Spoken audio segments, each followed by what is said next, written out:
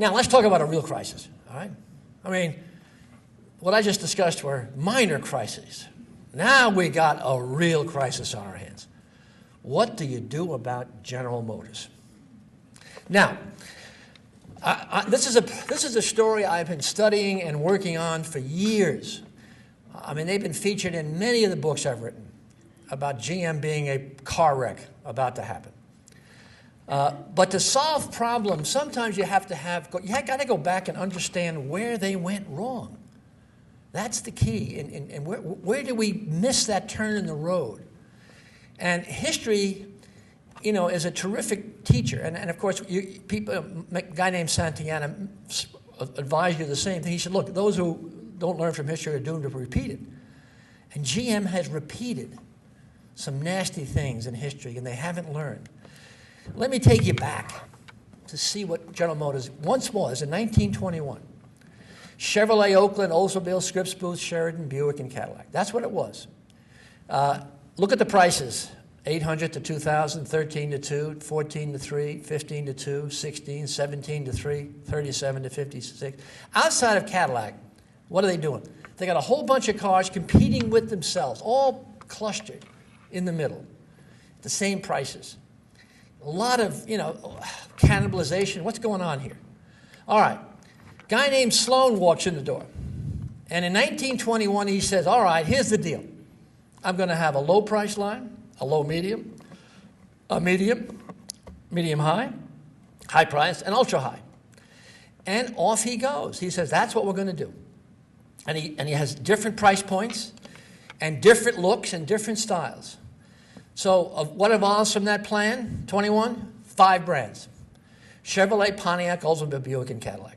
He never did the ultra high, which is too bad, because who now owns that? All the Germans and the Lexuses and the Mercedes and the BMWs. No, he missed that, but he did the first 5. 4 to 6, 6 to 9, 9 to 12, 12 to 17, 17 to 25. And off they went. And this plan drove GM to half the car market in the United States, 50%. They were king of the hill. And it was widely successful. And then what happened? Alfred died. They couldn't keep him propped up forever. Who took over the company? Financial guys took over the company. And they walked away from his plan. For financial reasons, they forgot Sloan's plans. In other words, essentially, and it's a true story, they decided, the financial guys said, we can't get more than half the car business in this country. Why? Well, the government will break us up. So the game is now make money. Make money.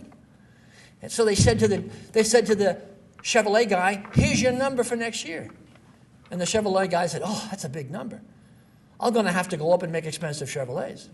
The Buick guy said, whoa, big number. I got to go down and make cheap Buicks. Every brand went the same direction. They wake up one morning, Fortune magazine says, will success spoil General Motors? And they take 4 of these cars, put them in the field, take a picture, and they're all the same. They've destroyed the brands because of we can save money by making them all the same. Well, there's a big idea in the boardroom. It's a crappy idea in the marketplace. Man, and that's exactly what happened to GM. They blew the brands. It's back to the beginning. Look at this. Saturn, another brand, 10 to 21. Chevrolet, 13 to 45. That's because I got the Corvette in there. 16 to 32 for Pontiac. It's 26 to 37 for Buick. Cadillac, 31 to 48. And, of course, the Hummer, like we really need the Hummer, right? 36 to 63. I mean, they're all clustered. You know, they don't have points of difference. They have been basically destroyed. And then the financial crisis hits. Barumbo. Deep, deep doo-doo. GM tomorrow, if it was up to me, I would essentially say there's 3 brands that I like there. I like Chevrolet. That's America's favorite American car.